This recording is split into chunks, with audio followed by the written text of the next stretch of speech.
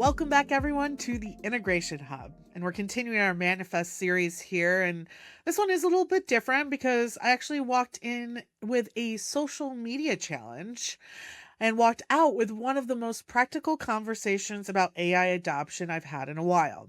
My good friend for a long time, Ryan Schreiber, is the Chief Growth Officer at Metafora. It's a technology consulting service firm that works exclusively in transportation, logistics, and supply chain. Now, Ryan has been doing AI and freight since a long time. Long before it was a conference topic, I'll tell you that. So I figured who better to separate the hype from reality? We talked about what's actually changed in AI over the last decade, why carrier tech in particular is one of the most underinvested areas in logistics, and the one thing that he says kills more technology initiatives than anything else. Let's get into it.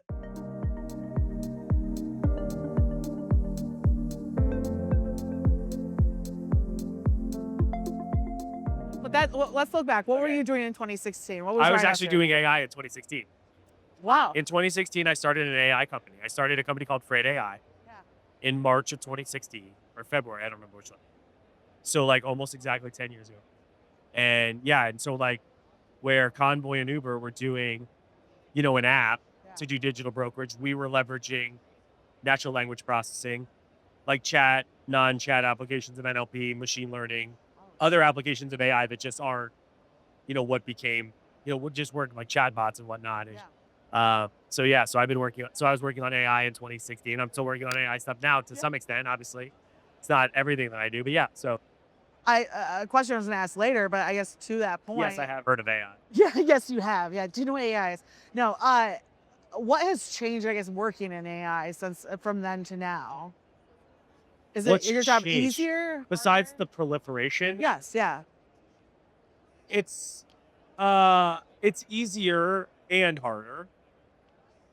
The tooling is significantly easier. Like what was really hard for us at the time was there was so much infrastructure we had to build to enable technology infrastructure, even down to like phone systems. Like we had to build our own phone system. Whereas now you could buy dial pad Totally. and like plug into it and get some of the data out of it you need and whatnot. Like we had to build our own phone system on Twilio. Yeah.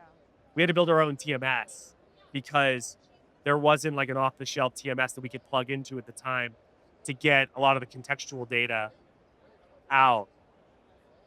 So the tooling is so much better. Yeah. Even to the extent that you're not leveraging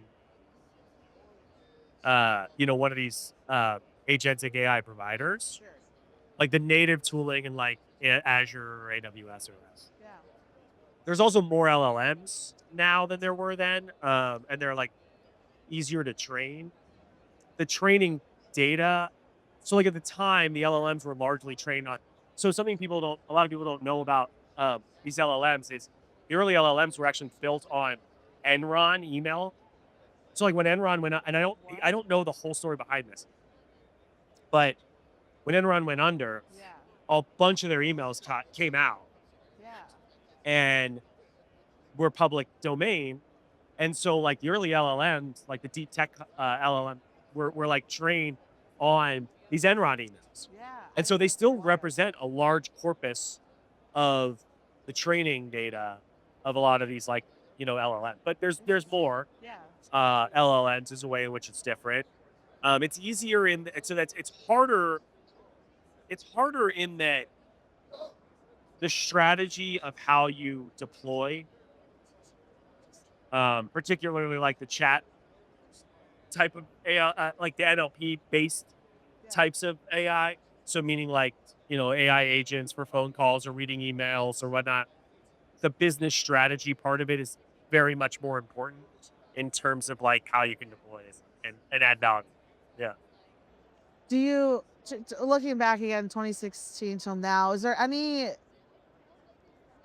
I guess, technology that you were more bullish on that didn't pan out or maybe wasn't adopted at the speed that you thought it would back then, or hasn't advanced as much as you thought it would today? I mean, AI maybe potentially if that's what you were doing, but AI was slower. AI was slower to gain traction, but since ChatGPT, like probably 3 or 4 months before ChatGPT went viral or live or Yeah, whatever, yeah, I tweeted, "Hey, if you're like in freight tech and you're working on anything with an NLP thesis, natural language processing thesis, I want to talk to you." yeah, Posted the same thing on LinkedIn. I got nothing. Outside of the couple companies I already worked with and knew about, nothing. yeah. And now, like, and then ChatGPT comes out, and now like every day I get 4 more companies that want to talk to me about how they're building AI agents for logistics. Yeah, So it took kind of longer to get here, and then it's been probably admittedly too fast. yeah. Um, It's almost the opposite. I don't think so, but I don't think there's anything that I was bullish on that hasn't really panned out. But that's probably because as a sociopath, I have forgotten about, or narcissist, not Yeah, sociopath. yeah, yeah, yeah. As a narcissist, Hey, maybe both. I've Yeah, forgotten about all the things I liked yeah, and that didn't pan out. Um, and I just remember the ones I was right about. So, yeah, definitely. that's probably part of my own ego. So I don't think so. Now, in 2016, Ryan began building natural language processing tools for logistics at a time when most of the industry hadn't actually heard this term. And we asked him what's actually different now, a decade later, beyond the buzzwords. If you looked at that 10-year difference, go back 10 years, who has developed, and we'll say tech-wise while we're sitting here, technology-wise, who's developed more, the broker or the carrier? Well, the brokers like by far. Carrier, I talk about this a lot with like venture capital firms I have relationships with. Yeah, Carrier tech is way underinvested in. yeah, There's huge opportunities there, I believe. It's because they believe, because most companies believe that carriers will spend money on technology. They're yeah. not entirely wrong about that in many respects, but yeah, broker tech has grown a lot, and because they're faster to adopt tech, they're a bit of a proving ground Yeah. for like, great, let's go into brokers, and then we can expand into carriers and shippers and stuff. So broker tech for sure. So if you, let's say someone is selling carrier technology today, right? And they're having a hard time getting people to sign the dotted line. What is speaking to a carrier leader right now? What's making them listen to those discussions? The way that carriers, it all comes down to bottom line cost savings. Yeah. Carriers are very risk averse. Where brokers are more risk tolerant. But the way carriers think about it is when they're making a financial decision, and I've seen this happen when we're talking to carriers or pitching them on technology initiatives. Well, I could buy this many more trucks, this many more trailers. I could hire this many more drivers for the same amount of money you're talking. Yeah.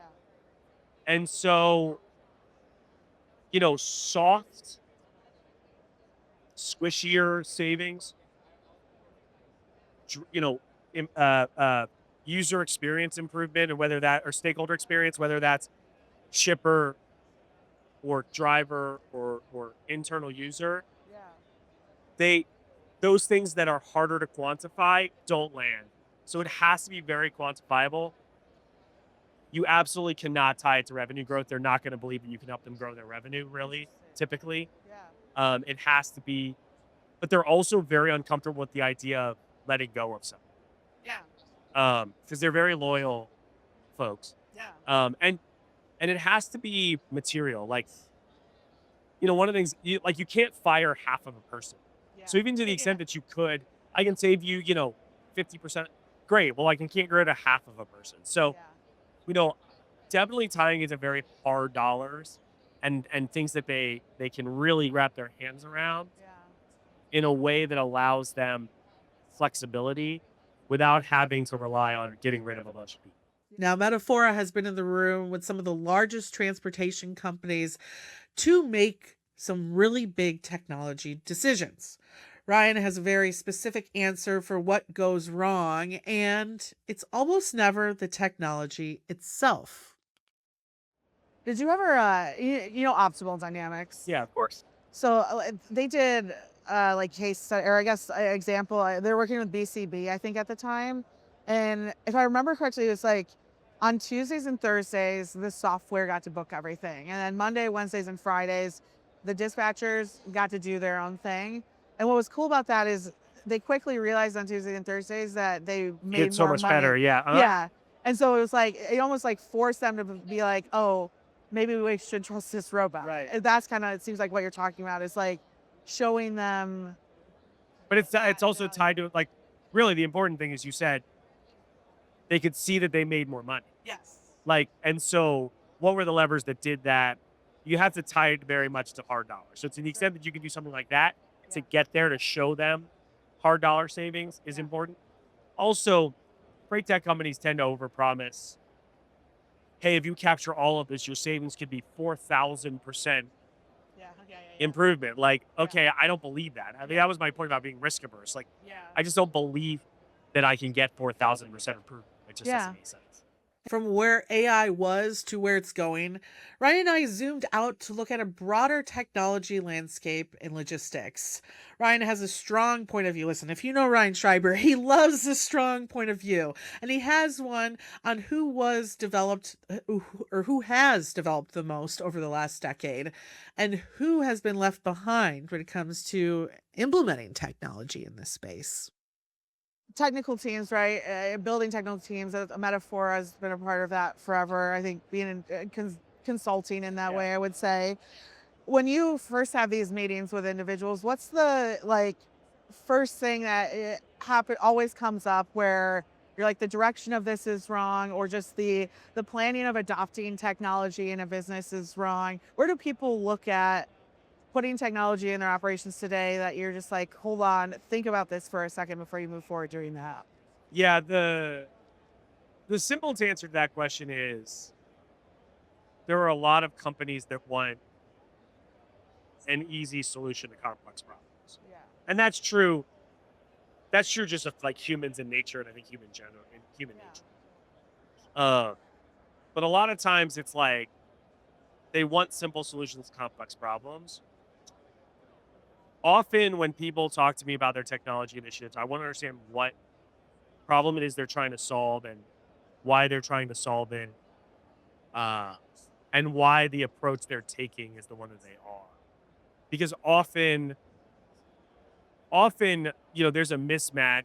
The reason technology initiatives fail is there's often a mismatch between what is the problem they think they're solving and what the problem is that they need to solve. Can you give me an example of Yeah, a that? great example of this would be I was with a large, top 5 broker recently that was piloting an AI initiative solution. And I've written on LinkedIn about this. Yeah. And I saw them a couple months later. I said, how did it go? They said, not great. Why not? Well, we were using it we were using it to answer all of our inbound carrier calls so that we could vet them before sending them to a person. Yeah. And what we saw was we were now answering all of our calls, but our conversion rate went down materially. And so we had to pay the AI vendor to answer all the calls, Yeah. and we still had to pay all of the people. Yeah. And the reality is that like the problem they needed to be solving was why am I getting so many inbound phone carriers? Realistically, the problem they needed to think about solving was how do I reduce the number of inbound carrier calls I get before trying to automate around carrier Was calls. this your inbound call post that you had the other day? Yeah. It might have been one of them. Yeah. Yeah. Yeah. The whole like if there's something wrong here. Yes. Yeah. Yeah. But it's true. Like Yeah. if you're an intermediary, actually, if you're a transportation provider in general, if you are getting an inbound phone call, it is always a sign that something broke upstream, Yeah. even if it's a shipper calling to offer you a load, because it means certain things about your activity, your engagement, your understanding of your buyer or and how they transact and how they buy. Yeah. And it's a missed opportunity to do other things. Like, so as an example, if you're a broker, one of the things I did when I was a freight broker was, I would try and understand when my customer was going to make tendering decisions, Yeah. and I would try and get to them before they did them so that I could follow up on my quote opportunities. And this is spot, obviously, Yeah. but spot examples. But so early in my career, so like, hey, great, hey, whatever, Tina, what do you got? Like, what are we getting? Okay, you're in this. Right. Okay. So like I see that, I quoted this Atlanta to Dallas load. I didn't get that one. Are you giving that to somebody else? That not turn into a shipment? It didn't turn into a shipment. That's really important data. Yeah. That's a really important piece of information because when a lot of SMB shippers quote a lot of freight that doesn't turn into shipments, as you know. Yeah. Yeah. And the difference between not winning a shipment because my price was too high, not winning a shipment because it didn't become a shipment are two very different things. Sure. Now, they probably didn't, they may not have won the shipment because my price was too high as well. Yeah. Right. But those are really, I have to do something different next time, depending on what that outcome was. But then it also let me get, no, it was a shipment. I gave it to somebody else. You were at 1,000. They were at 900. Great. If I can be at 900, can I get it? Yes. All right. I can't do 900. Can I do 925? Yeah. And then I can sell. I can do 925. Tina, you know, Yeah. you're getting your boy. Yeah. I'm not the cheapest. I'm just the best. Yes. Was my line all the time. Yes, Still yeah, my line. Yeah. I'm not the cheapest. I'm just the best. Yeah. So, like, do you want the shipment to show up or not? Yeah. And so it helped me grow revenue, increase price elasticity, and things like that. So that's what I mean by, we're trying to throw automation at things prematurely, often, and we're not, understanding kind of the core problem. So that's what that answer your question? No, it does. Definitely does. From misaligned strategy to the question that every logistics company and leader is asking right now. In a world where AI makes it easier than ever to build your own tools, does buying software still make sense? The one question I want to kind of circle back to is like, you and I have often had discussions on like build versus buy. Yeah. Do you think that with kind of the AI tools that are out there, do you think the build is becoming stronger, or is there use cases maybe for still that situation? Or So like if the team comes to you and is like, we want to build it, do you feel like you've become a little bit more like, yeah, that's probably something you could take on compared to the past? no, for a couple of reasons. Yeah. One of the things people miss in the build is like, build isn't build and then you have it. Build is build and Yeah. maintain. Totally. Yeah. And maintain is a lot of work. Yeah. And that's something that AI isn't really touching Yeah. on. And will and can eventually and whatnot. But where people really screw up their own internal technology initiative vis-a-vis build is two things. One, it's build and maintain. And the other thing is building the right thing. Yeah. So again, like I go to the example I just used before, the problem isn't the tooling, the problem is the strategy. Yeah. What problem am I solving? Building the right thing. I had a call earlier this week with somebody, and they asked me, do I think SaaS companies exist in the future? And I was like, well, what's your take? And they said, no. They said, for exactly the same thing that you're describing. Well, it's easier to build technology now, and so, like, why would you buy something? Why does SaaS exist?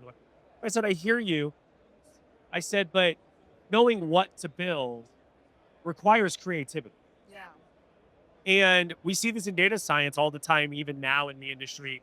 And data science is a lot more linear from like a build buy thing. Yeah. And like the problem is in actually asking asking an interesting question needs to get answered. The math is the easy. Yes. And so the corollary here is the software build is the easy. The hard part is going to be knowing what to build and building something interesting. Yeah. That makes it worth the building and maintaining. And so Yeah. I think that, Well, I think that's the point of building and maintaining Yeah. at the same time. and I think that that's why I do think that SaaS and buy still skew more Yeah. more buy in general. Buy whatever you can. Yeah. Now, the commercials may have to change in the buy model. Yeah. But I do think I definitely don't think that I've thought that much. Now, Ryan's framework is simple, but it cuts through a lot of the noise. Before you automate something, this is true even in your personalized people, but before you automate something, make sure you understand why the problem exists in the first place. Here's the thing. Technology doesn't fix a broken process. It actually makes the broken process faster, which no one wants at all. At Orderful, we think about that every single day. The reason we built what we built is because the problem in EDI wasn't just the technology itself, it was the entire process of getting trading partners connected. And if you want to see how we solve that, well, check us out at the link below and we'll connect you with an expert so you can get into that opportunity today. Thank you so much to my good friend Ryan for this one. And thank you again for watching the Integration Hub. And until next time, stay connected. Still relying on legacy EDI? Manual work, costly van providers, and slow onboarding are holding you back. Orderful changes everything. Onboard trading partners 10 times faster, automate every transaction, solve production issues in seconds, and stay compliant across all your trading partners. Connect once, trade with the world. Go live in under 9 days with pre-built connections and real-time validation. With built-in support for leading ERPs and systems of record, Orderful fits seamlessly into your existing tech stack. Orderful is #1 in time to value for EDI. Orderful supports all core EDI documents across your supply chain, from order to cash, procure to pay, and logistics to warehousing, and with no hidden fees, ever. Whether you're upgrading your ERP, clearing a trading partner backlog, or done with the cost and complexity of legacy EDI, Orderful helps you move faster with zero surprises and complete control. The EDI infrastructure of the future, available today. Built for change, ready for growth.